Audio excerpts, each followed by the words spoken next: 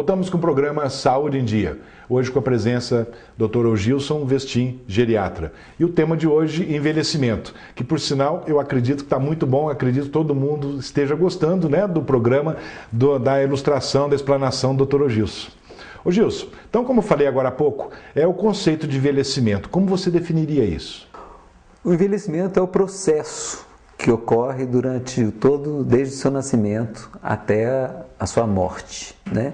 Nós temos dois conceitos que eu gostaria de ler, porque os conceitos não são meus.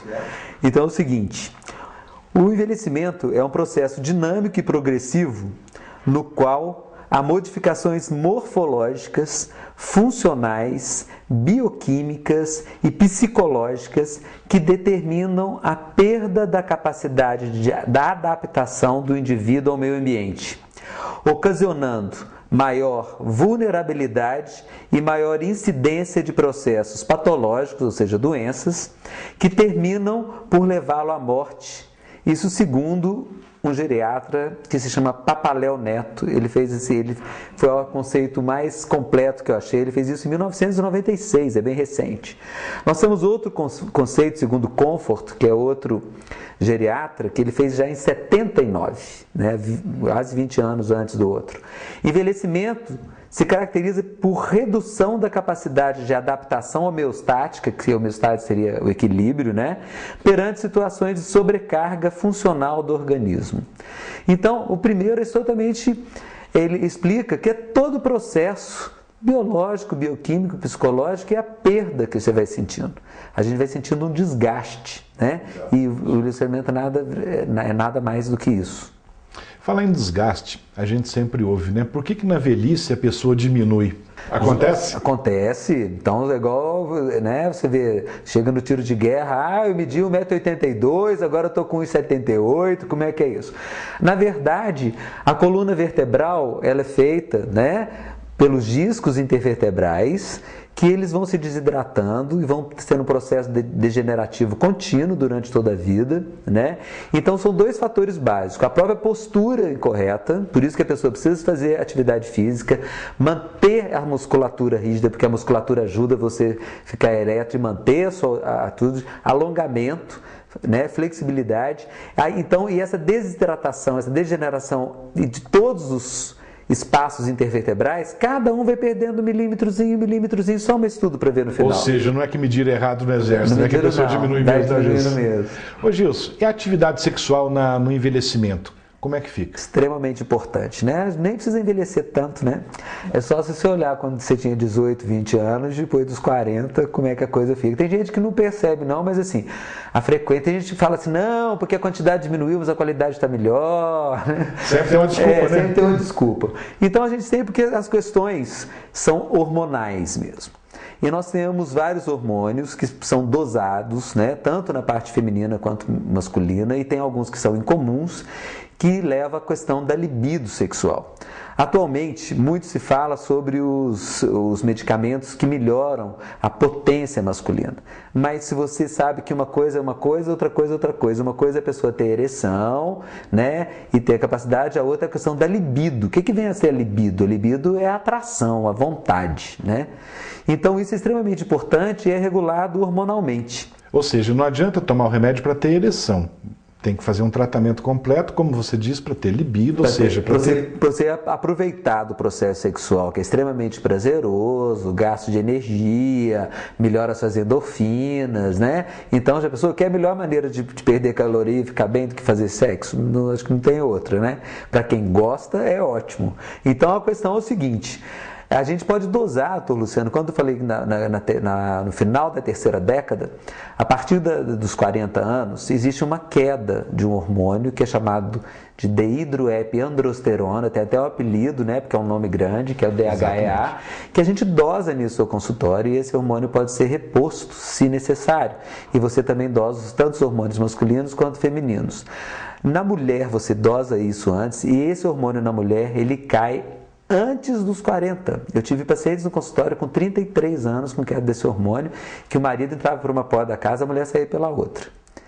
E no próprio homem tem a parte hereditária que ajuda bastante. Tem alguns sortudos aí que esse hormônio demora mais a cair. E hoje em dia, nessa vida estressada, muita depressão, muita sobrecarga, muitas metas, como esse hormônio ele é produzido a nível de suprarrenal, que é uma glândula que fica deitadinha sobre os rins, e é o mesmo onde que você produz a adrenalina e tal, então esse hormônio ele é produzido com prejuízo e a queda. Então esse hormônio é responsável pelo ganho de massa magra, pela parte cognitiva, que é a parte de rapidez de raciocínio, né? Perda de massa gorda e pela libido sexual. Então é extremamente importante esse cuidado. E só perde quem quer hoje em dia. Ô Gilson, então como você acabou de dizer, acredito que causa constrangimento em vários casais nessa parte sexual. Muitos às vezes acabam não tendo aquele diálogo, né, que deve ter, acaba tendo vergonha, né, do companheiro ou da companheira.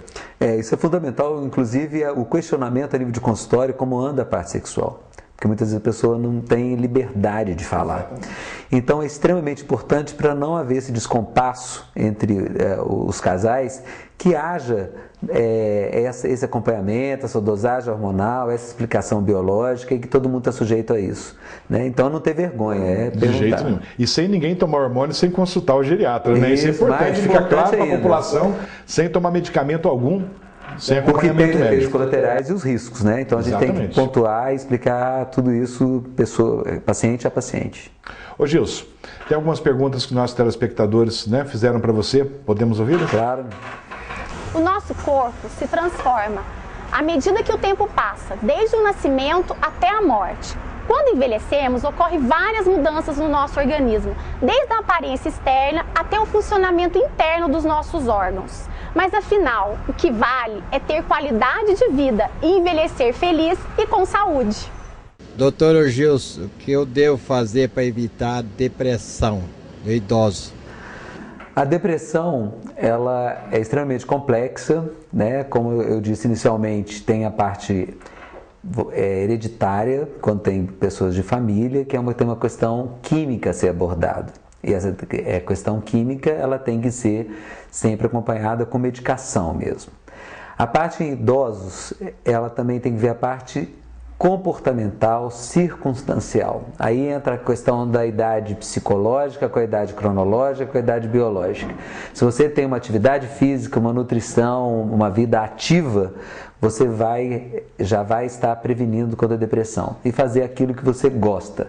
Então, no caso de tratamento, tem a questão simplesmente medicamentosa, que você tem que repor as substâncias que vão repor a serotonina, e também você tem as psicoterapias, que são extremamente importantes, que você tem que ter o seu autoconhecimento e é o modo de como você olha o problema. Que muita gente deprimida faz tempestade em copo d'água, né? E quem está fora consegue te ajudar e mostrar os outros ângulos desse aspecto. Ou seja, procurar ajuda, né, Gilson? Sempre, né? Sempre.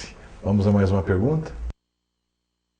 Eu gostaria de saber quais as modificações que o envelhecimento provoca em nosso organismo.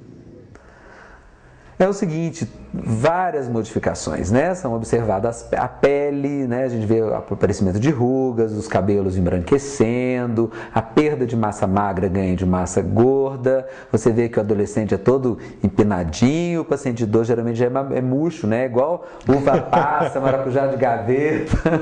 Então você vai vendo que você tem que tentar manter tem que fazer, isso. Então, exatamente, reverter, né? Justamente, e isso você consegue, tanto é que você coloca duas pessoas da mesma idade, uma que se trata e preveniu, Luciano, e outra não, você vê nitidamente uma diferença, como diz o outro, na pessoa para pessoa, né? É bem visível, mesmo. Então todos os processos, todos os órgãos se envelhecem. O cérebro se envelhece, o coração, os rins, o corpo todo, no geral.